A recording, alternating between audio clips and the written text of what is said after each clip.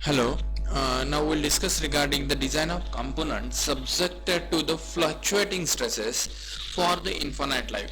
For purely fluctuating stresses where sigma m is not equal to 0, that means the mean stress sigma m is equal to sigma max plus sigma minimum by 2 and sigma a is equal to sigma max minus sigma minimum by 2.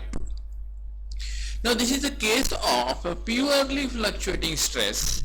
For infinite life means it is the endurance limit. For finite life means it is the endurance strength. Now endurance strength is denoted as SF and endurance limit is denoted as SC. Now this is a generalized diagram for evaluation of the stresses for the fluctuating stresses for the infinite life. Now this is the stress amplitude versus mean stress cycle, that is sigma a versus sigma m is there. This is the endurance limit. Okay, this is stress amplitude is there. Okay, then mean stress, then SYT and SUT is there. A line connecting from SC to SYT, that is endurance limit to the SYT, is called as a Soderberg line. Okay, then a line connecting from endurance limit to the SUT is called as a Goodman line, and a parabola is connecting from SC to SUT is called as a Gerber parabola. Now area under the line or the curve is in the same zone. Now if you observe this equation, these equations are written in the specific form. Everywhere in the numerator SM and SA is there. SM and SA is there. Now let us see a Soderberg line. A Soderberg line connect from SC to SYT. Therefore SYT on x-axis and SC is on y-axis. Therefore SYT and SC. SM and SA. SM is on x-axis and SA is on y-axis. Therefore SM and SA. Therefore the equation become SM by SYT plus SA by SC will be equal to 1. Similarly for the Goodman line connect from SC to SUT. Therefore denominator will be SUT and SC and numerator will be SM and SC. Therefore SM by SUT plus SA by SC will be equal to 1. This is the Goodman line. Then Gerber parabola by using equation of parabola, that is SM by SUT bracket square plus SA by SC bracket square equal to 1. Now this is SM. We can calculate the mean stress. Sigma m will be equal to the SM by Fs. Therefore SM will be equal to sigma m into Fs and SA will be equal to sigma a into Fs. Now substitute that values in the equation. Further we can simplify this one and you will get the equation, that is Goodman line equation will be equal to the sigma m by SUT plus sigma a by SC will be equal to 1 by Fs. Then Soderberg line equation, sigma m by SYT plus SA by SC will be equal to the 1 by Fs, and third one is Gerber parabola. Generally Goodman line equation is safe from the design point of view. Soderberg line equation is not generally preferred and Gerber parabola is being used only when ultimate strength is the design criteria and the loading conditions are known confirmedly.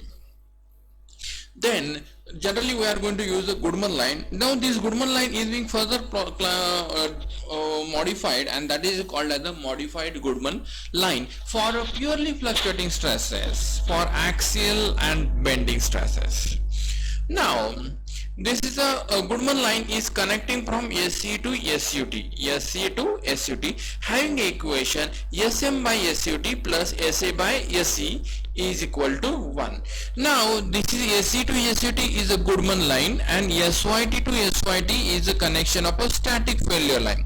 This SYT to SYT is a static failure line. SC to SUT is a Goodman line. Now we'll have an angle of connection from SC, that is SC, B and SYT is there. We'll have a static failure line, that is SYT to SYT, and SC to SUT is a Goodman line.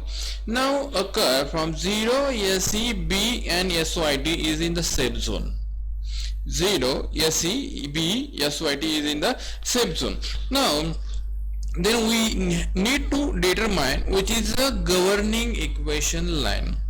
Now for that we'll evaluate a two angle. First of all theta L, and secondly is theta. Theta will be evaluated tan inverse of SA by SM, and theta will be equal to tan inverse of sigma A by sigma M.